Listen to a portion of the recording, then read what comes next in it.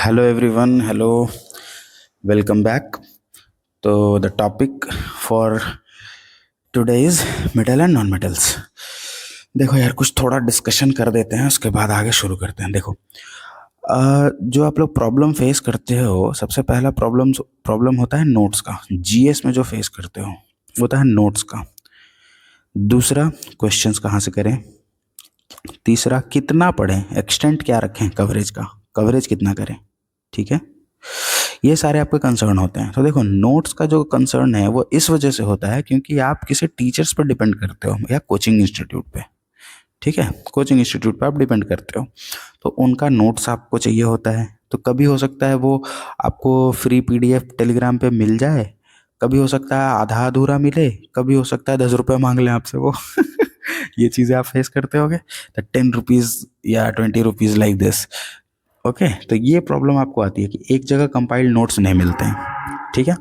दूसरा, अगर आपने कर लिया तो आप क्वेश्चंस नहीं ढूंढ पाते, इसके लिए आप फिर बुक ढूंढोगे, किरण तो ये तो वो अलग अलग चीज़ें, कहाँ से क्वेश्चन करूँ, कौन सा टेस्ट लगाऊं, वगैरह वगैरह, आप इसमें परेशान रहते हो। दूसरी प्रॉब्लम ये है। तीसरा प्रॉब्लम आप जो फेस करते हो वो फेस करते हो इस चीज़ का कि आप कितना कवरेज करो। ठीक है, कितना कवरेज करोगे। जैसे हिस्ट्री तो भाई यूपीएससी लेवल तक भी है, आप हिस्ट्री में मास्टर्स पीएचडी उसी में फिलोसफी करते रह जाओ, बैठे रहो, वो भी तरीका है। हमें क्या करना है, एसएससी जेई में पढ़ना है ना, तो हमें हमारे लिए कितना कवरेज करना होगा। ये तीन मेजर प्रॉब्लम्स है जो आप फेस करते हो। इन तीनों का सोल्यूशन निकालने का मैंने कोशिश किया है आपके लिए। ये देखो, पहला प्रॉब्लम नोट्स का। ये जो आपका यहाँ पे ये कलरफुल नोट्स दिख रहा है प्रॉपर, ये मैंने खुद ने नहीं बनाए हैं, ये सरकारी है। आप जाकर बिल्कुल दिल्ली बोर्ड सर्च करो, Delhi board NCERT support material. ठीक है, आपको ये पीडीएफ वहाँ पे मिल जाएगा। तो आपका पीडीएफ का प्रॉब्लम फिनिश हो गया ना। अब आप सोचोगे कि थर्ड पॉइंट जो सर आपका था कवरेज, क्या ये सपोर्ट मटेरियल कवर कर देगा। यही डाउट आ रहा होगा ना दिमाग में कि ठीक है, टीचर का तो पीडीएफ बहुत कंपाइल्ड होता है, ये होता है वो होता है, ये तो एनसीईआरटी है, ये तो बेसिक बात आपने कर दी बहुत। तो आप जाकर पहले एसिड बेस का लेक्चर देखो, या फिर आप 1 घंटा वेट करो, फिर देख लेना कि एनसीईआरटी से ज़्यादा क्या रहता है क्या किसी का नोट्स में। खुद से जाकर चेक करना। ओके, तो इसके बाद देखो, थोड़ा ट्रस्ट करो मुझ पे, ये चीज़ आपको यूपीएससी तक हेल्प करेगी। कोई भी बंदा बिना इसको पढ़े ये भी नहीं क्रैक कर पाता। तो हम डिस्टर्ब हुए रहते हैं, बस डिपेंडेंसी अपना रखे रहते हैं टीचर्स पे, वो नहीं करना है हमें। हाँ ठीक है, no offence to any teacher, मैं भी आपको बता ही रहा हूँ चीज़ें, वो भी आपको हेल्प ही करना चाह रहे हैं।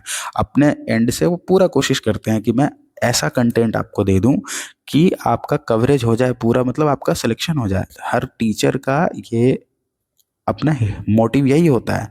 But you can not trust anybody, even me, you can not trust anybody. Why would you trust for your life, है ना। क्यों ट्रस्ट करोगे तुम किसी पे। You will have to be conscious कि मैं क्या पढ़ूं। तो आप एनसीईआरटी जब पढ़ोगे ना, तो आपका बेसिक्स तो कवर हो गया पूरा कंप्लीट। इसके ही अंदर के फैक्ट्स आपको पूछे जाते हैं, जो हिडन होते हैं, छोटे छोटे फैक्ट्स होते हैं जो हिडन होते हैं, वही आपसे एग्जाम में डायरेक्टली पूछ लिए जाते हैं, और वो आप बना नहीं पाते हो। ठीक है, तो आपको लगता है कि पता नहीं कहाँ से पूछ लिया गया। तो let's start with our discussion. चलिए आइए देखिए, एक तो नोट्स वाला बात हो गया। ये आपको टेलीग्राम आप ज्वाइन करो, टेलीग्राम, वहाँ पे आपको ये पीडीएफ मिल जाएगा। अगर आप कहीं जाना नहीं चाहते हो तो नीचे लिंक है, टेलीग्राम जाओ, उसमें सारा पीडीएफ सीरियल वाइज डला हुआ है। ठीक है, वो आप डाउनलोड कर लो। क्योंकि देखो, इस पीडीएफ में मैंने कुछ चीज़ें ऐड ऑन करी हैं। जैसे देखो, ये फोटो ऐड ऑन हो गया गैंग का, फिर कुछ ये फोटोज़, कुछ और चीज़ें ऐड ऑन करी हैं मैंने। ठीक है, तो आप इससे कर लोगे। जैसे यहाँ माइंड मैप्स का कुछ चीज़ लगा दिया है, तो ये चीज़ें आपको हेल्प करेंगी रिकॉल करने में, याद करने में। ठीक है, तो आपका काम क्या है कि आप टेलीग्राम पे जाओगे, इसको पीडीएफ को डाउनलोड कर लो। ठीक है, नहीं करना है, आप दिल्ली बोर्ड के साइट पे जाके कभी भी डाउनलोड कर सकते हो। ठीक है, ये बातें हो गई। चलो, दूसरा, एक्सटेंट ऑफ कवरेज के बारे में मैंने आपको बताया कि आप पहले एनसीईआरटी करोगे, फिर जितने टाइप के क्वेश्चन पॉसिबल हैं सब बना लो। जैसे मैंने आपको यहाँ पे अराउंड 45 क्वेश्चन तो मैंने दे दिए, सिर्फ इस टॉपिक के दे दिए। 30 क्वेश्चन प्रैक्टिस के लिए और 45 इसके। उसके बाद आप देखो कि आप इसमें क्या कर रहे होगे। तो आप ये भी कर रहे होगे कि जो जो क्विज जो आप बनाओगे ना, ये क्विज, इस क्विज के वजह से आप टोटल 71 क्वेश्चंस आप सॉल्व करोगे यहाँ पे।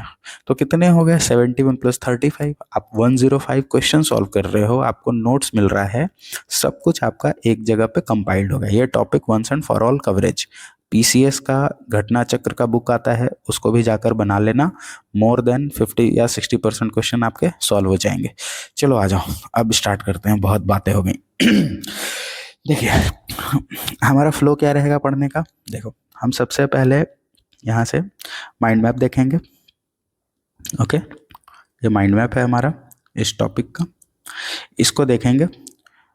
उसके बाद हम रीडिंग करेंगे थ्योरी, उसके बाद हम क्विज लगाएंगे उसी टॉपिक का। ओके, इस वे में प्रोसीड करेंगे। चलो आ जाओ, देखो मेटल्स एंड नॉन मेटल्स क्या होते हैं।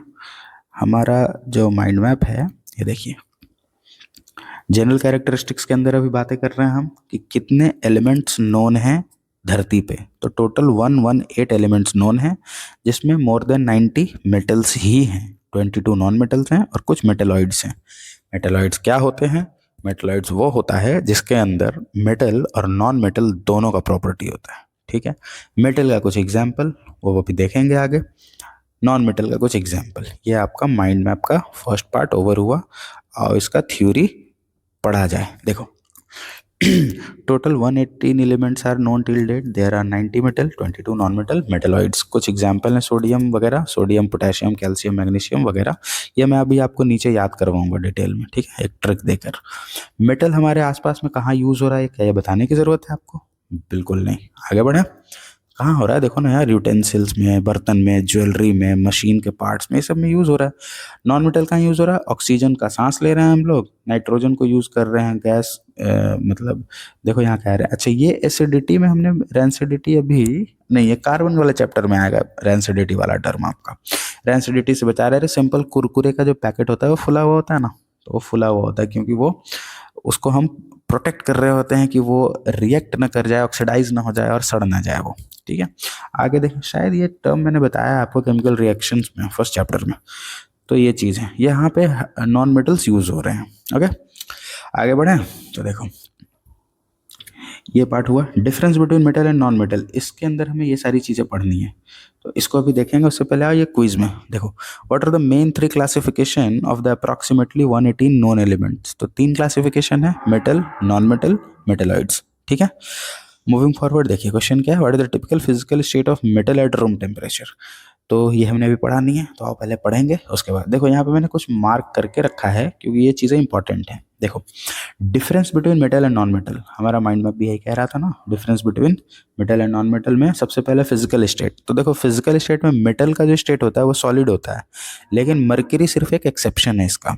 नॉन मेटल जो होता है वो हर 3 स्टेट में पाया जाता है, सॉलिड, लिक्विड, गैस। ठीक है, मूविंग फॉरवर्ड देखिए, solid at room temperature except mercury. Metal जो है वो सॉलिड होता है रूम टेम्परेचर पे, सिर्फ एक्सेप्शन है मर्क्यूरी। मेटल जो है वो डक्टाइल होता है और मेलिएबल होता है। डक्टाइल का मतलब क्या है कि इसको आप पतले पतले वायर्स में कन्वर्ट कर सकते हो। मेलिएबल का मतलब क्या है, हथौड़ा मारोगे ये चपटा हो जाएगा, ये है मेलिएबल। डन। आगे मेटल जो है वो सोनोरस होता है, मतलब रिंगिंग साउंड, टन टन टन टन, स्कूल की घंटी, या तुम्हारे पास जो ग्लास है उसको पटक दो, देखो टन टन टन आवाज आएगी। लस्चरस मतलब चमकदार होता है। ठीक है, मेटल जो होता है उसका जनरली हाई मेल्टिंग पॉइंट होता है, लेकिन इसका एक्सेप्शन है सीजियम और गैलियम, ये आपको याद रखना है, जिसका लो मेल्टिंग पॉइंट होता है। ये फेवरेट क्वेश्चन है कॉम्पिटिटिव एग्जाम्स में, आपसे पूछा जाता है कि वैसे मेटल का नाम बताओ जिसका मेल्टिंग पॉइंट लो होता है। ये बातें हो गई। आओ देखो, फिर है जनरली जो मेटल होता है वो good conductor of heat and electricity होता है, लेकिन इसका एग्जांपल फिर एक्सेप्शन क्या है, लेड और मर्क्यूरी। ठीक है, ये आपको ध्यान रखना है, लेड और मर्क्यूरी जो है वो बैड कंडक्टर ऑफ इलेक्ट्रिसिटी है। ठीक है, चलिए, have high density but sodium and potassium have low density. तो ये नहीं ध्यान रखना है उस लेवल पे।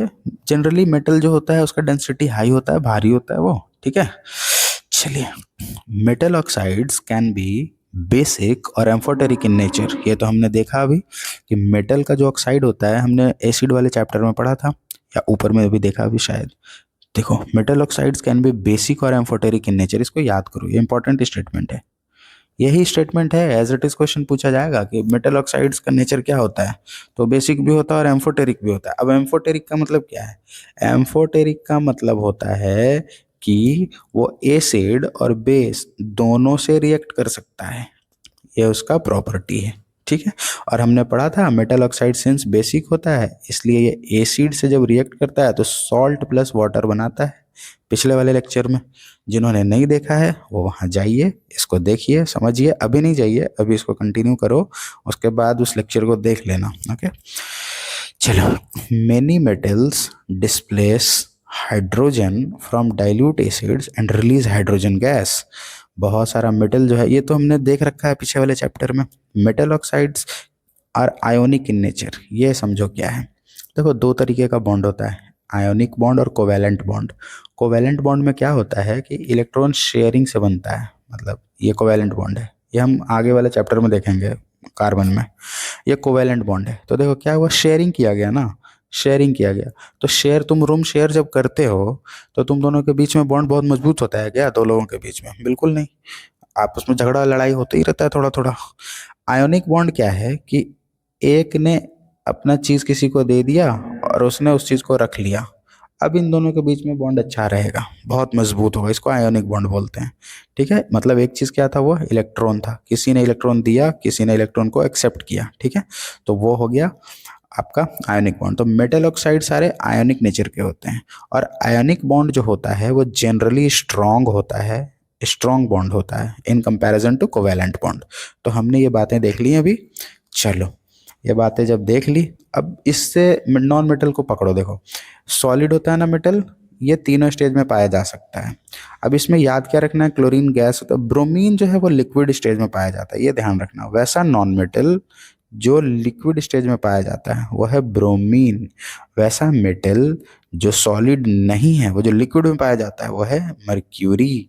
ये दो चीज याद रख लो, ब्रोमीन और मर्क्यूरी एक साथ। आयोडीन जो होता है वो सॉलिड स्टेज में पाया जाता है।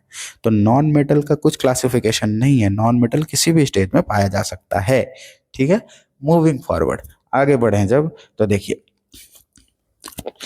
ये डक्टाइल नॉन मेलिएबल थे, नॉन डक्टाइल नॉन मेलिएबल, इसमें सब में नॉन आ जाएगा, नॉन लस्ट्रस, ये सब है। ठीक है, लो मेल्टिंग पॉइंट, सिर्फ डायमंड का हाई मेल्टिंग पॉइंट होता है, ये तो आपको पता भी होगा, हार्डेस्ट सब्सटेंस है ये। पुअर कंडक्टर एक्सेप्ट ग्राफाइट, ये देखो एक्सेप्शन है कि generally non metal electricity conduct नहीं करता है, लेकिन ग्राफाइट करता है। ग्राफाइट कहाँ होता है? आपके पेन का पेंसिल में, ग्राफाइट ही है वो। अब इसका जो स्ट्रक्चर होता है वो कैसा होता है, वो कार्बन वाले चैप्टर में देखेंगे। ठीक है, लो डेंसिटी वगैरह, ये चीज़ें हमने देख ली। ओके, ये सारे पॉइंट हमने देख लिए। तो हमने ये पार्ट कवर कर लिया कि मेटल वर्सेस नॉन मेटल्स। देखो, हमने मेटल वर्सेस नॉन मेटल्स में ये चीज़ें देखी, डक्टिलिटी मेलेबिलिटी देखा कि क्या होता है, लस्चर एंड साउंड भी देखा, मेल्टिंग पॉइंट देखा कि मेटल का मेल्टिंग पॉइंट जनरली तो हाई होता है, लेकिन सीजियम और गैलियम का लो होता है। नॉन मेटल का मेल्टिंग पॉइंट लो होता है, डायमंड एक एक्सेप्शन है। कंडक्टिविटी के अंदर हमने देखा कि metal generally good conductor of heat या इलेक्ट्रिसिटी होता है, लेकिन ये वाला नहीं होता है, ये ध्यान नहीं रखना ज़्यादा आपको। नॉन मेटल पुअर कंडक्टर होता है। ऑक्साइड ऑफ नेचर भी हमने देखा, रिएक्शन विद एसिड अभी नहीं देखा है, देखा है, चलो ये भी देखा। मेटल्स जो होते हैं, H from diluted non metal convert, ये हमने अभी पढ़ा नहीं, पर ये पीछे वाले चैप्टर में हमने कवर कर रखा है। ठीक है, चलिए क्विज देखिए। What is the typical physical state of metal at room temperature? Solid होता है। आगे, which metal is an exception to being at solid at room temperature? यही है, मर्क्यूरी। ठीक है, in which three states can non metals exist at room temperature? Solid, liquid, gas. What property of metals describes their ability to be drawn into thin wire? Ductility. What property of metals describe their ability to be hammered into thin sheet? Sheet में मतलब उसको चपटा करना, malleability. The property of metals producing a ringing sound when stuck, sonority. What term describes the shiny surface of metals? Shiny surface कौन? Lustrous. Which two non-metal are exceptions to being non-lustrous and have a shiny appearance? ये देखो कौन सा दो non metal था जो lustre और shiny appearance दे रहा था, तो हमने वो देखा नहीं था। यहाँ पे मार्क करो इसको, आयोडीन एंड ग्राफाइट। ठीक है, ये शाइनी अपीयरेंस, ये नॉन मेटल है पर ये शाइन करते हैं बहुत। ठीक है, आगे बढ़ें। देखिए what is the general characteristics of the melting point of metals? Generally high होता है। ठीक है, जनरली हाई मेल्टिंग पॉइंट्स। इसका एक्सेप्शन था सीजियम और गैलियम जो कि लो होता था। Which two metals are notable exceptions for having high? ठीक है, caesium and gallium. What is the general characteristics of the melting point of non metals? कम होता है, लो मेल्टिंग पॉइंट।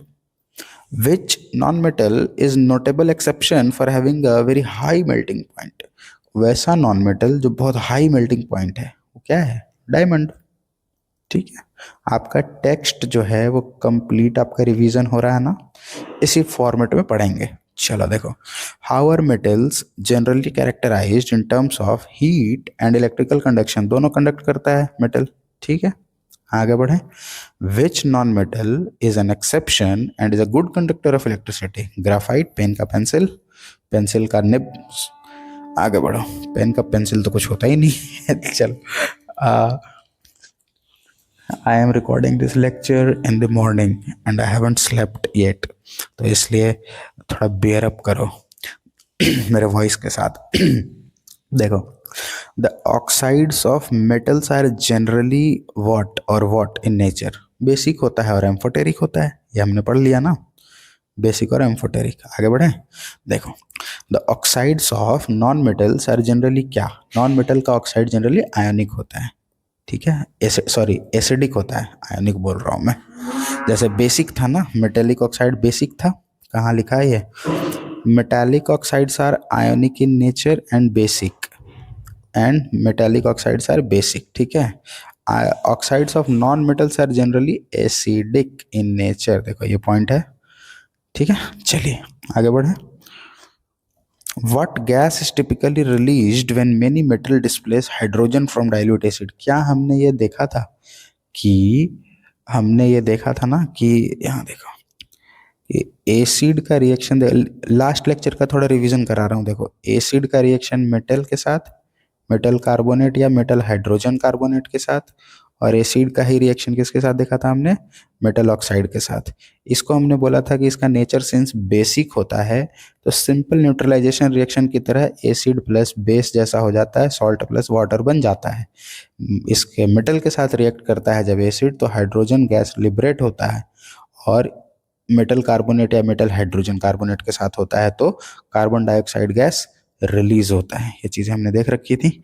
चलिए, यही क्वेश्चन यहाँ पूछा जा रहा है कि कौन सा गैस रिलीज होता है जब many metal displaces hydrogen from dilute acid? तो हाइड्रोजन गैस ही रिलीज होता है। ठीक है, आगे। Why are highly reactive metals like sodium and potassium kept immersed in kerosene? चलो, अब आ गया next part, chemical properties of metals के अंदर वाली बातें आ गई। इसको डिलीट कर दूं, ये रिवीजन वाला। देखो, इसको शुरू करने से पहले एक ओवरव्यू पहले थोड़ा सा देख लो यार कि क्या पढ़ना है, वरना अंधाधुन पढ़ते जाएंगे। देखो, मेटल एंड नॉन मेटल का थोड़ा सा हमने अभी देखा क्या होता है, दोनों का डिफरेंस देखा। अब उसका केमिकल प्रॉपर्टीज देखेंगे।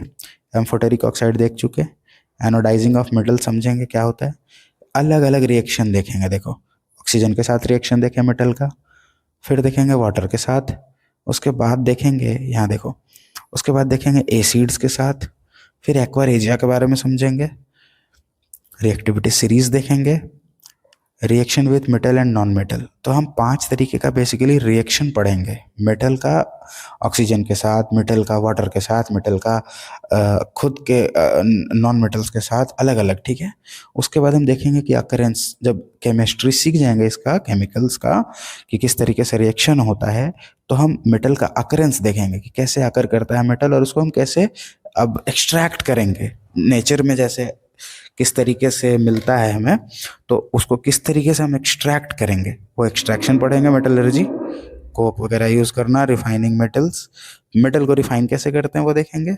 फिर देखेंगे कोरोजन क्या होता है और कैसे प्रिवेंट करते हैं कोरोजन से, और ये आपका चैप्टर फिनिश हो जाएगा। ठीक है, यही आपका पार्ट है।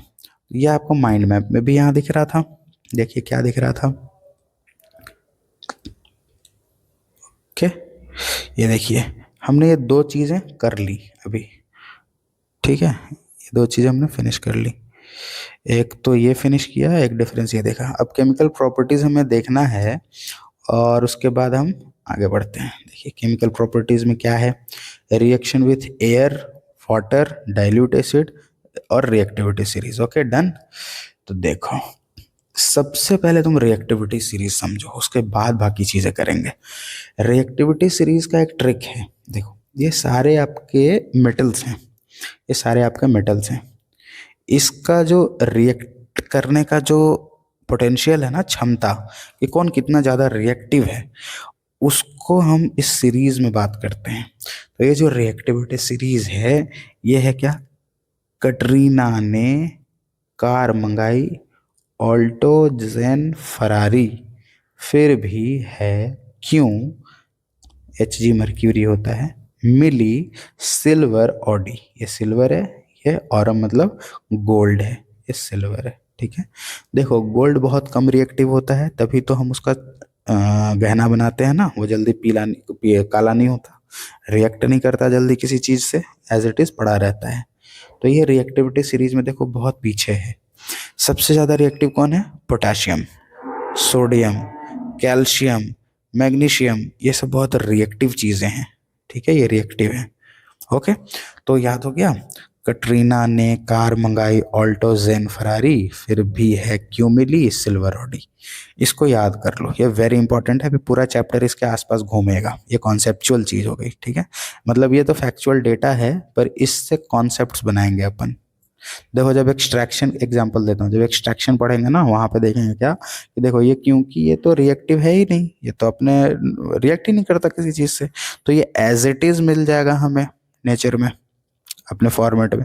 ये क्योंकि थोड़ा रिएक्टिव है, तो ये किसी चीज़ के साथ रिएक्ट करके कोई एक कंपाउंड बना के पड़ा हुआ होगा, तो उसमें से जिसके साथ ये रिएक्ट करके मान लो ऑक्सीजन से बना लिया है, ऑक्सीडाइज होकर पड़ा हुआ है, तो हम इसमें से ऑक्सीजन को बाहर निकाल देंगे तो सिर्फ मेटल मेटल बच जाएगा ना। ये जो है इसको कैसे हटाएंगे तो वो देखेंगे। तो इस तरीके से हम इसका यूज़ करेंगे, तो इसको याद करो। कटरीना ने कार मंगाई, अब देखो कटरीना और करीना के लिए विवाद मत कर लेना, ठीक है, ना तो तुम सैफ अली खान हो और ना ही तुम विकी कौशल हो, ठीक है।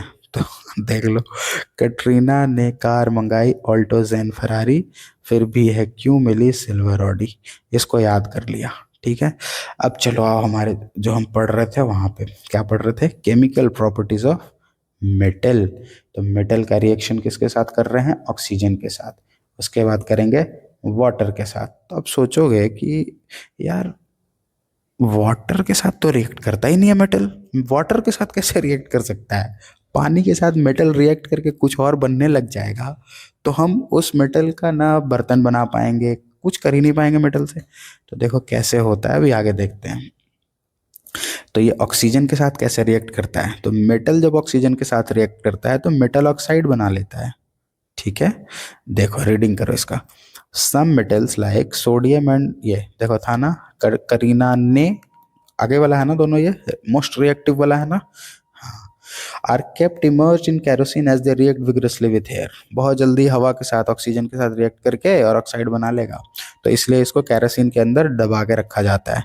तो मेटल्स लाइक, देखो करीना ने, फिर आगे आ गया कार मंगाई, ऑल्टो जेन फरारी, बीच वाला ये सारा आ गया, ये लोग स्लोली रिएक्ट करते हैं एयर के साथ और प्रोटेक्टिव लेयर बना लेते हैं एक ऑक्साइड का अपने ऊपर, ठीक है। तो ये बीच वाले सब थोड़ा ऑक्सीजन के साथ रिएक्ट करके, सिर्फ जैसे ये मान लो मेटल था तो ऑक्सीजन के साथ रिएक्ट करके ऊपर में एक लेयर बना लिया ये ऑक्साइड का। Mg कैन बर्न, अब मैग्नीशियम है, Mg can burn in air but combine with oxygen to form oxide, Fe and Cu do not burn in air but combine with oxygen to form their oxides.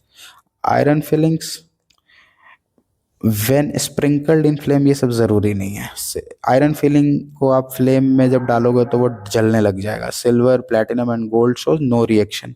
ये basically ये पूरा paragraph आपका उसी चीज़ के about घूम रहा है कि करीना ने कार मंगाई, ऑल्टो जेन फरारी, फिर भी है क्यों मिली सिल्वर ऑडी, वो याद रहेगा तो आप बिल्कुल बता दोगे कि किस तरीके से ऑक्सीजन से वो रिएक्ट कर रहा है। तो रिएक्शन विथ एयर देख लिया हमने कि कैसे करता है, ऑक्सीडाइज हो रहा है बस वो, ठीक है। फिर देखो एम्फोटेरिक ऑक्साइड क्या होता है। एम्फोटेरिक ऑक्साइड वही ऑक्साइड होता है मेटल ऑक्साइड जो रिएक्ट करता है both acid as well as ये। इसका एग्जाम्पल याद रखो एल्यूमिनियम, ये एग्जाम याद रखना, ये एनसीईआरटी ने दे दिया है ना, तो ये याद रखो।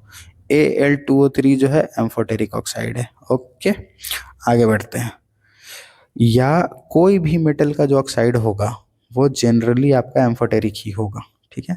लेकिन सिंस इसने एग्जाम्पल इसका दिया है तो ये पूछा जाने का चांसेस बहुत हाई है। आपने शायद क्वेश्चन देखा भी था पिछले लेक्चर में। आगे बढ़े, देखिए एनोडाइजिंग ऑफ मेटल क्या होता है। तो देखो कैथोड और एनोड आपको तो पता ही है कि दो टर्मिनल हो जाते हैं, एक हो जाता है कैथोड, एक हो जाता है एनोड, ठीक बात है।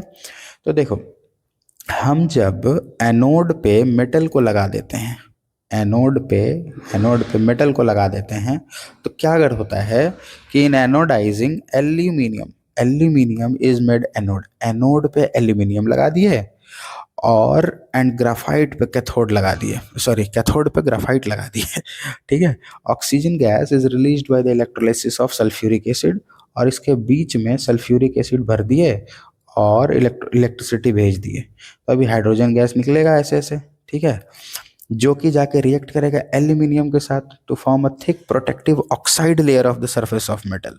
तो मेटल का एनोडाइजिंग हो गया ना, एनोड पे सिंस हमने मेटल लगाया था और H2SO4 यहाँ से निकला और ये जाके चिपक रहा है, और ये ऑक्सीजन, सॉरी H2 बोल रहा हूँ, ऑक्सीजन गैस लिबरेट हो रही है और वो जाके इसके ऊपर में एक लेयर बना ले रही है, तो आपका मटेरियल जो है मेटल ऑक्सीडाइज हो गया ना, उसी को एनोडाइजिंग ऑफ मेटल बोलते हैं। तो आपसे अगर क्वेश्चन पूछा गया कि एनोडाइजिंग ऑफ मेटल क्यों करते हैं, तो इसलिए करते हैं कि मेटल के ऊपर में ऑक्सीजन का एक लेयर चढ़ जाए, ठीक है, thick protective oxide layer. Okay, कौन सा मेटल का कर रहे हैं, एल्यूमिनियम का कर रहे हैं, ठीक बात है। चलिए आगे बढ़े। देखो रिएक्शन विथ वाटर किस तरीके से होता है, तो यहाँ देखो क्या पढ़ना है,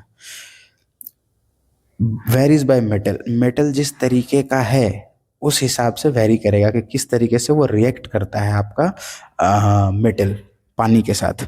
तो देखो ठंडा पानी के साथ कौन रिएक्ट कर जाएगा, जो बहुत ज़्यादा रिएक्टिव है, तो करीना ने कार मंगाई, ठीक है। हॉट वाटर गर्म पानी के साथ कौन करेगा, तो कार मंगाई MG। अब हॉट वाटर से भी ज़्यादा मतलब बिल्कुल ही ये रिएक्टिव ही नहीं है ये, तो भैया आपको एनर्जी चाहिए होगी बहुत ज़्यादा रिएक्शन के लिए, तो स्टीम में ज़्यादा एनर्जी होती है, हीट एनर्जी, तो ये आप स्टीम के साथ भले रिएक्ट कर जाएगा ये, लेकिन जनरल पानी और इसके साथ नहीं करेगा। ये बात समझ में आ जाती है। इसी चीज़ को डिटेल में यहाँ देखना है। आइए देखते हैं रिएक्शन विथ वाटर। मेटल जो होता है वो रिएक्ट किससे करता है, अलग अलग तरीके से करता है वाटर के साथ। देखो कोल्ड वाटर ये हमने देख लिया, ये देख लिया, ये देख लिया, ठीक है। आगे बढ़े, देखिए ये सब कुछ है नहीं, ये आपका अलग अलग आपका ये मेटल है, पानी के साथ रिएक्ट करके हाइड्रोजन गैस लिबरेट कर रहा है, सिंपल दैट्स इट।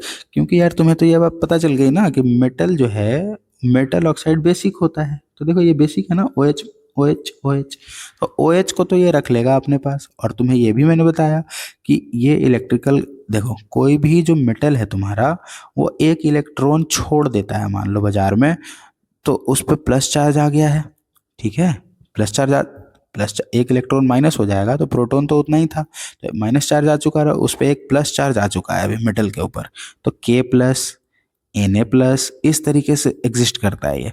तो भैया ये तो चाहेगा ना कि हम OH को अपने पास रख लें, क्योंकि OH के पास माइनस है, इसीलिए इस तरीके से ये बन जाता है। अब बचा हुआ चीज उड़ गया तो हाइड्रोजन गैस लिबरेट हो रही है, कोई बड़ी बात नहीं है इसमें। आगे बढ़े।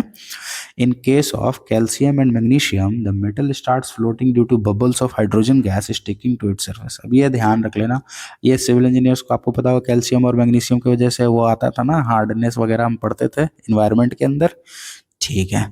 तो ये दोनों चीज जो होता है कैल्शियम और मैग्नीशियम, ये मेटल फ्लोट करने लगता है आपका पानी के ऊपर, क्योंकि बहुत सारा हाइड्रोजन गैस का बबल्स निकलता है उसके ऊपर ये फ्लोट करने लग जाता है, ठीक है। तो ये चीज़ हमने देख ली। अब देखो रिएक्शन विद डाइल्यूट एसिड में जाने से पहले हम थोड़ा क्विज कर लेते हैं, क्योंकि बहुत लंबे टाइम से, थोड़ा 10-15 मिनट हो गया पढ़ते हुए। इधर आओ। Why are highly reactive metals like sodium and potassium kept and immersed in kerosene, क्योंकि बहुत हाई रिएक्टिव है ना, वो रिएक्ट करके ऑक्सीडाइज हो जाएगा। They react so vigorously with air that they catch fire. आगे, what forms on the surface of metal like Mg, Al, Zn and Pb that prevents further oxidation। एक oxide layer बन जाता है इसके ऊपर, a thin protective layer of the metal oxide. Very good, आगे बढ़े। चलिए, एम्फोटेरिक ऑक्साइड क्या होता है?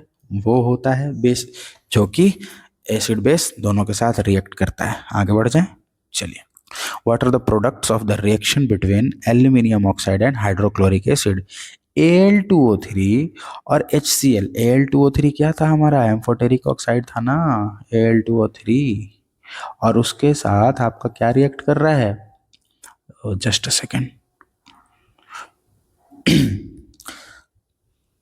उसके साथ आपका क्या रिएक्ट कर रहा है? इस Al2O3 के साथ आपका रिएक्ट कर रहा है HCl। ये क्या है? एसिड है। और ये क्या है? एम्फोटेरिक ऑक्साइड है, बेसिक है।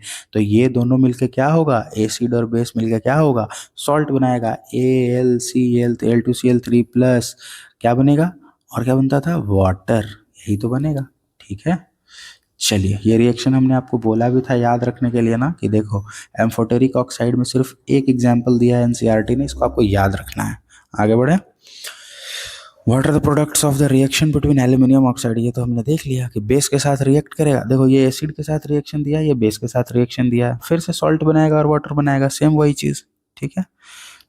आंसर देख लो, यही स्टेटमेंट पे क्वेश्चन दिया हुआ है क्विज में। Next question, what is the process of forming a thick oxide layer on aluminium called? Thick oxide layer on aluminium, देखो इसको क्या बोलते हैं? Thick oxide layer of aluminium. इस प्रोसेस को क्या बोलता है? चाहे एनोडाइजिंग ऑफ मेटल, ठीक है, ये वाला हमने देखा ना अभी, एनोडाइजिंग। देख लो, इसी तरीके का क्वेश्चन पूछेगा एग्जाम में और 4 स्टेटमेंट दे देगा, लगेगा कि पता नहीं क्या पूछ दिया। ओके, सो मूविंग फॉरवर्ड, देखो in the process of anodising aluminium is made the, क्या बनाते हैं? एनोड बनाते हैं ना। यहाँ पे मार्क कर दूं, क्योंकि देखो जो मार्क चीज़ें रहेंगी वो पीडीएफ में एज इट इज़ आपको मिल जाएंगी, तो आपको पता रहेगा रिवीजन के समय कि यहाँ पे मार्क किया गया था। ओके, तो एनोड बनाते हैं। आगे बढ़े। Which metal reacts with cold water to form metal hydroxide and hydrogen gas? Cold water, ठंडा पानी के साथ ही कर जाना है, तो क्या सबसे ज़्यादा रिएक्टिव वाला? तो कटरीना ने के और ने कार मंगाई, कार तक, ठीक है, कटरीना का कार तक रिएक्ट करता है ठंडा पानी से। आगे बढ़ो, देखो which metal reacts with hot water to form a metal? अभी हमने देखा हॉट वाटर के साथ मंगाई वाला, Mg वाला। Okay, magnesium. Which metal react only with steam to form? अब वो आगे वाला आयरन और एल्यूमिनियम, जिसका हम लोग बर्तन यूज करते हैं जनरली, ठीक है। आगे बढ़े, देखो why do calcium and magnesium begin to float? क्योंकि हाइड्रोजन गैस उसके ऊपर चिपक जाता है। The bubble of hydrogen gas formed stick to the surface of the metal, उसको ऊपर उठा लेकर जाता है, ठीक है। चलो, when a metal reacts with a dilute nitric acid, why is hydrogen gas generally not evolved? ये हमने अभी नहीं देखा है, आगे पढ़ते हैं, क्योंकि ये एसिड के साथ, देखो HNO3 आ गया ना, अब एसिड्स का बात आएगा। आ जाओ, देखो reaction with dilute acid, metal का रिएक्शन एसिड के साथ कैसा होता है? तो देखो यार, क्या होता है, मेटल जब एसिड के साथ रिएक्ट करेगा ना, तो फिर से हाइड्रोजन गैस निकालेगा। ये रिएक्शन हमने एसिड बेसिस एंड सॉल्ट्स में देखा है ना, कि एसिड जब मेटल के साथ रिएक्ट करता है तो हाइड्रोजन गैस लिबरेट होता है और सॉल्ट बन जाता है। बस यही बात यहाँ पे था। हमारे माइंड मैप में है कि मेटल डाइल्यूट एसिड जो है सॉल्ट और हाइड्रोजन गैस बनाता है, और ये तीन जो है does not react with dilute acid, क्योंकि डाइल्यूट है ना, डाइल्यूट है, और ये नॉन रिएक्टिव वाला कैटेगरी का है। देखो, करीना ने कार मंगाई, अल्टोजेन, फरारी, फिर भी ये क्यों मिली सिल्वर ऑडी, सबसे लास्ट वाला है, अनरिएक्टिव है। और इधर भी एसिड भी डाइल्यूट है, तो क्यों रिएक्ट करेगा आपस में? ये दोनों नहीं करेगा। नाइट्रिक एसिड के साथ देखो क्या है, HNO3 produce hydrogen sparingly, exception देखो यहाँ लिखा है आगे, नाइट्रिक ऑक्साइड। देखो विथ डाइल्यूट नाइट्रिक एसिड कैसे रिएक्ट करता है आपका मेटल? देखो, as metal reacts with dilute nitric acid, hydrogen gas produced, it is oxidise to water. Hydrogen gas नहीं मिलता है फिर उसमें, क्योंकि ये अपने आप ही वो जाके ऑक्सीडाइज होके वाटर बन जाता है ये। बस ये बात ध्यान रखना। तो ये चीज़ किस में होती है? ये सब जगह सारे मेटल्स के साथ होती है ये चीज़, लेकिन MgMn में नहीं होता है। तो आपका एक्सेप्शन क्या है? Nitric acid is a strong oxidising agent and it oxidises the H2 produce to water, ठीक है। आगे बढ़ जाएं तो ध्यान क्या रखना है, नाइट्रिक एसिड में क्योंकि वो बहुत स्ट्रॉन्ग ऑक्सीडाइजिंग एजेंट है और वो ऑक्सीडाइज कर देता है H2 को, बन जाता है वाटर। आगे बढ़े तो देखो एक चीज पढ़ो एक्वारेजिया के बारे में। एक्वारेजिया बहुत इंपॉर्टेंट है, ये वेरी इंपॉर्टेंट चीज है, इससे डायरेक्ट क्वेश्चन पूछा जाता है इवन पीसीएस में। ठीक है, मेरे पेपर में आया था ये क्वेश्चन मेरे पीसीएस के पेपर में भी आया है और ये क्वेश्चन मैंने आरआरबी जेई में भी देखा है। ठीक है, मेरे खुद के पेपर में आया था जिसमें मैं सेलेक्टेड हुआ, उसमें ही एक पेपर क्वेश्चन आया था और रिएक्टिविटी सीरीज ये आई थी। ठीक है, ऑल्दो ये क्वेश्चन बोनस हो गया था क्योंकि उन्होंने ऑर्डर उल्टा सीधा करके दे दिया था, उन्हें खुद याद नहीं है शायद। चलो कोई बात नहीं, we should not make a derogatory comment on such a reputed institution which is serving India, है ना, we have to be respectful। चलिए एक्वारेजिया क्या है, एक्वारेजिया क्या है देखो, it is a mixture of concentrated HCl और HNO3। हमने स्ट्रॉन्ग एसिड का नाम पढ़ा था, स्ट्रॉन्ग एसिड क्या पढ़ा था, H2SO4 HCl और HNO3। ये स्ट्रॉन्ग एसिड दोनों को मिला के एक्वारेजिया बनाती हैं 3:1 का रेशियो में।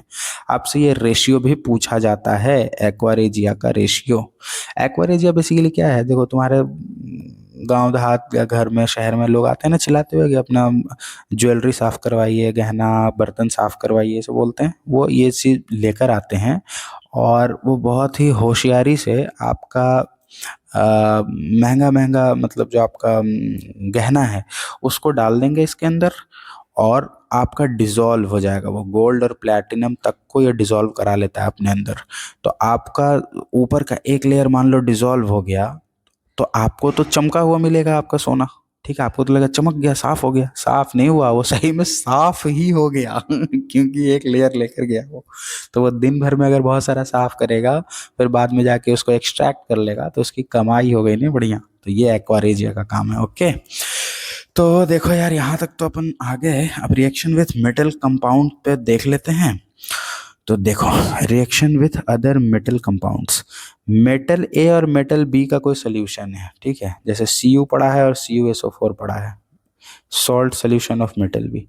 ठीक है, सॉरी मेटल ए और मेटल बी, तो मतलब H2SO4 या कोई और एग्जाम्पल दिया है क्या, ये लो एग्जाम्पल दिया है, Cu और AgNO3, ये आपका मेटल है और ये भी आपका मेटल है। ठीक है, अगर इसकी रिएक्टिविटी इसके साथ ज़्यादा होगी तो ये इससे रिएक्ट करके इसको हटा देगा और ये आपको दिख भी रहा है कि हाँ करीना ने कार मंगाई, देखो ऑल्टोजन फरारी, इसके बाद आ रहा है ना Ag, तो ये NO3 ज़्यादा रिएक्टिव है ना, तो ये इससे रिएक्ट करके अपना ये सॉल्ट बना लिया और Ag अलग से रह गया। ठीक है, तो ये बात समझ में आ गई आपको कि किस तरीके से रिएक्शन होगा। तो यही लिखा है कि more reactive metal can displace less reactive metal from their compound in solution, this forms the basis of reactivity series metal. खत्म। चलो देखो क्विज देखो, which two metal can react with every dilute nitric acid to produce hydrogen gas. हमने देखा अभी MnMg। आगे बढ़े, देखिए एक्वारेजिया डिफाइन करो, कुछ नहीं 3:1 के रेशियो में HCl और HNO3 है। ये देखो 3:1 के रेशियो में HCl और HNO3, इसको मार्क कर लो HCl HNO3। ठीक है, देखिए a mixture of concentrated capable of dissolving gold and platinum. इसमें याद रखना कि ये सिल्वर को नहीं डिजॉल्व करा पाता है।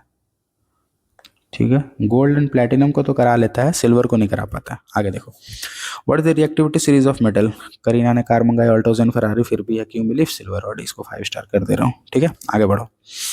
According to the provided reactivity series what is the most reactive metal, K potassium.